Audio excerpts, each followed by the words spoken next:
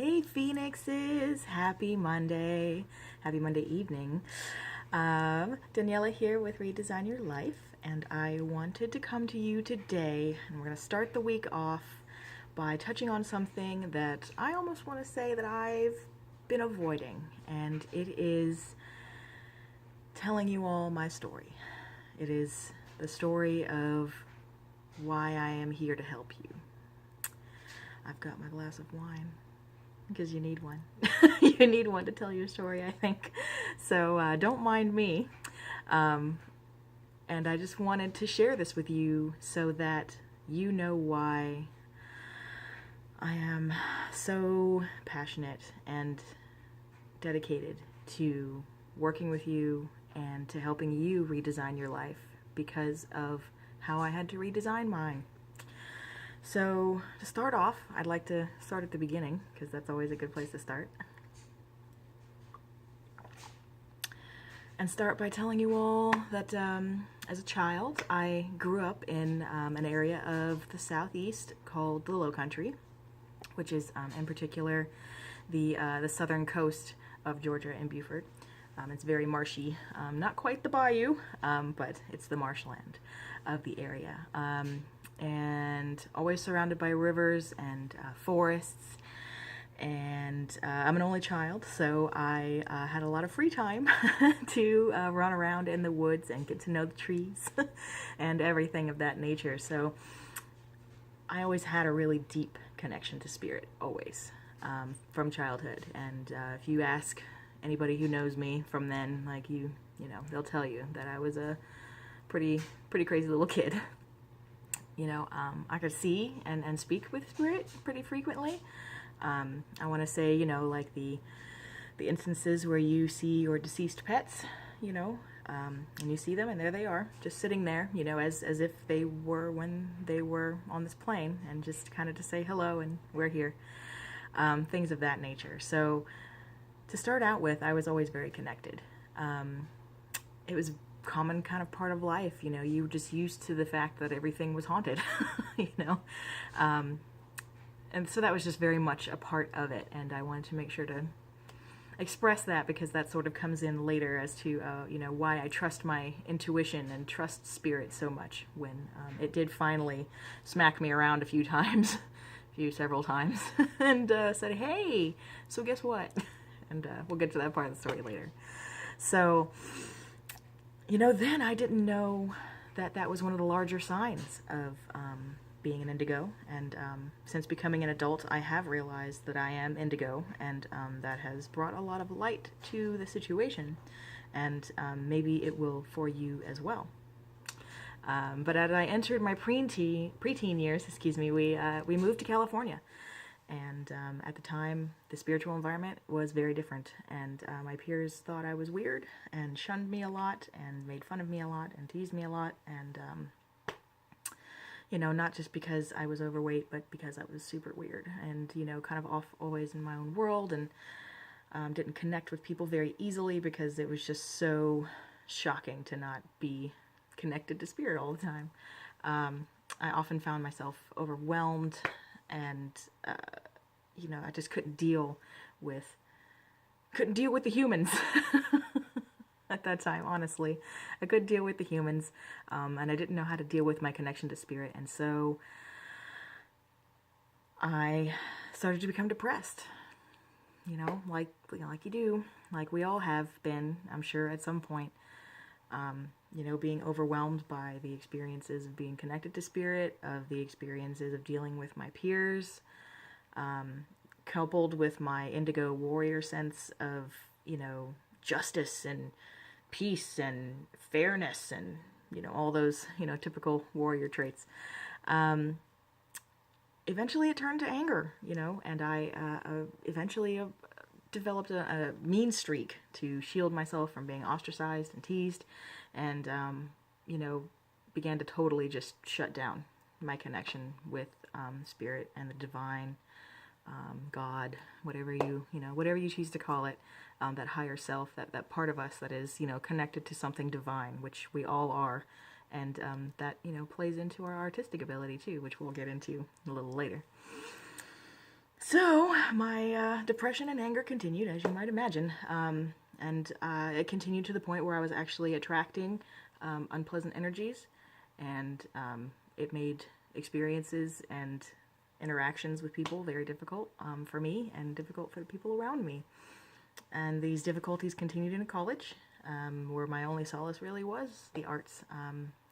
So I have a bachelor in fine arts with no emphasis, which means I do a little bit of everything, which is so great. And I also have a minor in theater costume and technical design, which is more of the same. But I was definitely most in my element as I learned and experimented with so many of the classic disciplines of the artistic world. You know, being sculpting, painting, acrylic, oils, watercolor, all the things, all the things. I mean, I could go on and on and on. So, you know, despite having had, at that point, I graduated college, you know, and I'd gotten a job, you know, at one of the largest companies in Southern California, if not indeed the world, you know, I still wasn't happy. You know, I had the job security, money's coming in pretty regularly, benefits, OT. I got onto special projects a lot because I'm a really hard worker and always have been. Which means I will work hard for you too. But really, you know, the whole corporate 9 yards. I worked the ladder, and the ladder worked me back.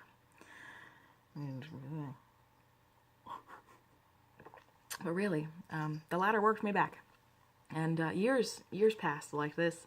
It was an excruciating quagmire, excruciating, as I'm sure you all too well know. I completely lost my sense of self. And if any of you that are watching that have known me for any length of time, I want to say more than 5-7 years, that sounds absolutely absurd to you. Because you're like, the heck? You lost who you were? Yeah. I got so lost in the quagmire. I lost my independence. I lost my sense of self. I slowly lost the will to fight back and to speak out at all. Because I was just so overwhelmed between the job and my living situation at the time, which only got worse and worse and worse and worse, as they tend to do when you're in that sort of mental quagmire. It was just the only thing I could do to keep my sanity and peace at all was to focus on some sort of outside creative project, outside of work, outside of gigs, outside of, you know, which unfortunately was very little. You know, thinking back on it, truly, all those years, it had never occurred to me at the time that spirit, God, the universe, the energy that, you know, enlivens us all, was still there, you know, as I was in pain and as I was suffering. But it was giving me the experiences that have prepared me now for my purpose of helping other people through the same kinds of quagmire. And so, as a weird twist of fate, because, you know, nothing is a coincidence, opportunity came a-knocking to have a chance at rebirthing myself. And so I took it. And, you know, after years of working for this very large corporate movie company in Southern California, I packed up all my stuff and left everyone I had ever made an adult relationship with, be it sisterhood or, you know, somebody I loved, and I left them all behind, and I moved to Virginia. Back to the southern East Coast, which is so similar from where I had originally hailed, you know. So much more for me, the home field, the womb of back being in nature, where as a child I had been so easily been able to connect to spirit. And so that's what I did. I just packed up all my shit and moved. And when I got here, I did what anybody would. I immediately set out to find a job in the area that I had chosen, which at the time is seamstress, which I'm still seamstress, you know, once always will be. I quickly found a job here working for Colonial Williamsburg as a seamstress. And all things in the physical world, you know, were floating above water. But I was still super, super effing depressed. Despite the move, despite the change in environment, everything, I was still so empty. completely unproductive. Just creatively, I just couldn't bring myself to produce anything that wasn't for money. And I was stagnant and no closer to fulfilling my purpose in life. And I was coming to a crossroads that I, yet again, didn't see coming. One path was going to be of perpetual coasting and, doing what you got to do to get by, languishing in the world that you live in and never trying anything new so that there's no way I could fail, because you can't fail if you don't try, right? But the other side was a life to where I would start to begin to peel away the layers of shielding and programming to rediscover who I actually am today. So when my position ended as a contract seamstress, really unbeknownst to us because they kind of let our boss go and didn't tell anybody, the vacuum that brought of space, with lack of anything to do, which we're still sitting around waiting for work, and we're like, oh, okay, well, I guess I'll just work on something else in the meantime. That became my solace. That became the space, and I was very lucky in a way, to have the cards fall the way they have. I say lucky, but we're not really lucky. We planned this out forever in advance, So, anywho, the space that created, I started to reconnect with that spirit, that connection to the universal energy that I had so easily had as a child. I finally started to reconnect to it, and I really could no longer ignore it. It was not letting me ignore it. It was literally smacking me on the back of the head with synchronicities, which, the numbers, the important metaphors and symbolism in your own life that shows up randomly. When you hear that song on the radio that sounds like it's just for you, just at that right moment, that is all synchronicity, and it was all happening. And it still is all happening every single day to some degree or another, which really just means that you are working on the path that you are going towards your highest good. So on my birthday, I had what a lovely colleague of mine likes to call a quarter-life crisis. And it was a total spiritual, mental, emotional breakdown, 100%. Everything I had been pushing away for years, all the pain and all the agony and all the listlessness and everything, it just came back, and it was just flooded into my, I'm not where I'm supposed to be in life. This is not what I'm supposed to be doing. I'm missing out on something very important. There's like some huge thing that is like right in front of my face that I'm just missing, and I can't get it, and I don't know why, and on and on and on. I wasn't following any passion or work or hobby. I had no outlet. I was not utilizing any outlet for my creative indigo soul at all. Watch that. It was strangling me. Just like that. It actually still gets me emotional because it's, But I was passing through the dark night of the soul. And it is a place where you can, as terrifying as it is in that moment, you will find who you really are by the decisions that you make in those moments. And I knew that I wasn't done. I knew that no matter how sad I felt then, no matter how pointless I felt and that I had nothing to offer the world, I knew somehow that I wasn't done. It's not over. It's not over till the fat lady sings, kids, and I have not sung yet. So, maybe you'll get to see that one day. But, honestly, in the blink of an eye, I had to make the decision. I was like, I'm not done. I can't be done. I can't be down and out. Can't be. Can't do it. So, there it was. I decided to not give up.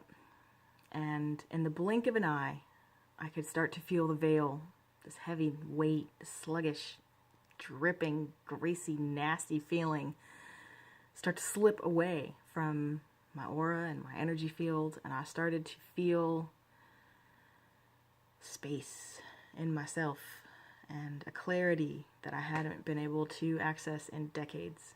And once again, it was just the old universe knocking at my door, just reminding me that we are truly inseparable, literally 100% inseparable. No matter how far we try to run, we can't run from what we really are. And when we do, we only cause ourselves pain and agony and anguish, just like I did. So I finally began to let spirit back into the driver's seat and, let Jesus take the wheel, to use the song, but really. So I was stumbling around on the void, but the spirit reinvigorated my creative side, that emerged from back in college. All of these things, started to pop up, all these synchronicities. It's like, oh, don't you remember this? Oh, don't you remember this? You can do this. You have an art degree. You can do this. Why don't you try doing this? Paintings, headdresses, all of this stuff just coming out of nowhere. Literally, I broke out in creativity like the hives. It was amazing. It was so amazing. It was like just waves crashing back onto the shore, back to back, experimenting and painting. I was brought back to belly dance, which was amazing, and which I discovered dance meditation, which, so it's a very similar to Tai Chi, where it's a movement-based meditation. I even started to go outside my comfort zone, and I, taught myself about how to garden and start to be self-sustaining and, natural medicine, and got my certification as a essential oils life coach, to be able to recommend essential oils for healthy living and all kinds of, so it just really came back. And in the process of doing these things for the absolute sheer joy of them, because I was not making any money at the time, folks, let me remind you, I finally noticed that I was experiencing a happiness and peace that I had not experienced in the flow of my life that I could actually recall in the longest time. I was finally beginning to actually feel whole, like I was doing something that I was supposed to be doing with my life. Again, synchronicity was everywhere. Spirit was actively communicating me, guiding me, like, here, this is what we're supposed to be doing. This is what you were supposed to be doing. You were supposed to be reviving yourself so that you can revive others. And that's what I'm here to do. Since that time, I have made a commitment to dedicate my life, the rest of my professional life, to showing others how to heal themselves of all of this pain that we put ourselves through a lot of times. And to reconnect to your spiritual artistic gifts that really help bring out that peace and that well-being. I've created a program to do this. I went ahead and just bit the bullet and just said, you know what, I need to make something that I can help people walk them through it. And I have created the Recreate and Recalibrate a Fun, Fabulous New You program. That is what it's called. Recreate, recalibrate a fun, fabulous new you, because that is exactly what I did. And it's a series of steps that I will walk you through. I'll hold your hand to make sure, because let me tell you, it really, really helps to have that hand to hold. I will walk you through how to recognize the way Spirit is trying to communicate with you, how to channel that communication, and through the creative arts to begin to heal yourself with healthy coping mechanisms, and not do like how I was doing and, years and years, sitting in front of the TV every night wondering why your life sucks, taking all your frustrations out on your friends and family, not realizing it. I'm totally guilty. Did it for years until I was like, oh my goodness.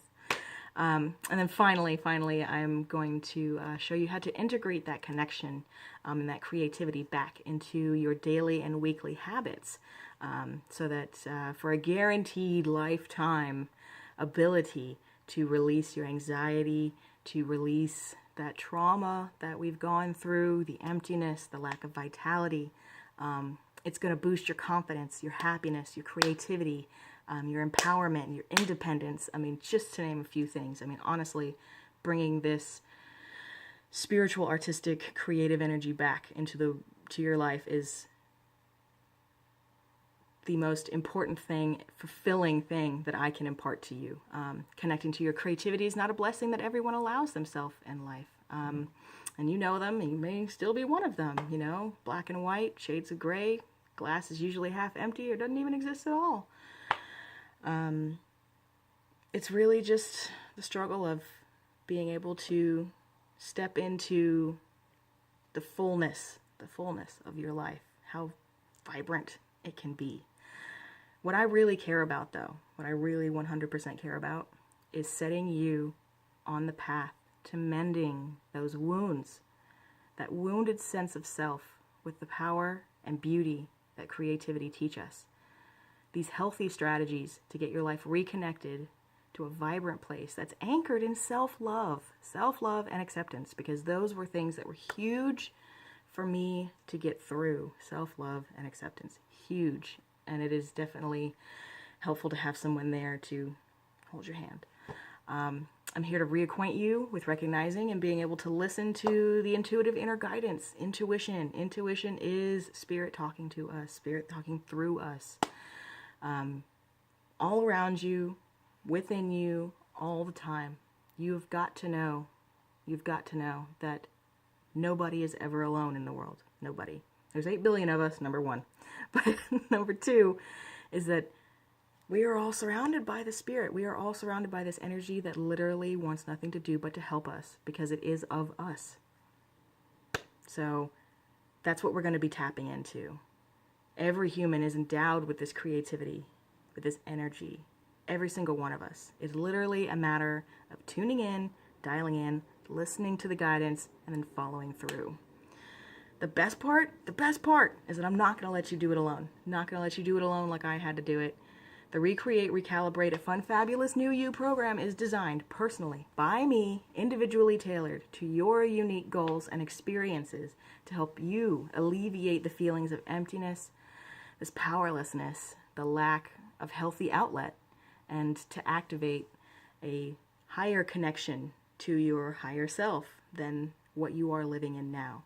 So if this is touched you and resonates with you, I invite you to hop on an hour-long free creative discovery session with me, which normally at this point costs almost $200, but it's free. And we're going to explore how creativity and connection can recreate and recalibrate your life. So make sure that you schedule, because I'm going to put the link below. So please make sure you schedule, because ask anybody who knows me. My calendar fills up like that. It is crazy. My weekly calendar just fills up. So please make sure, if you want to call, book it ASAP, because there are very few slots in my week where I can actually take calls, and then that fills up super fast too, as you might imagine.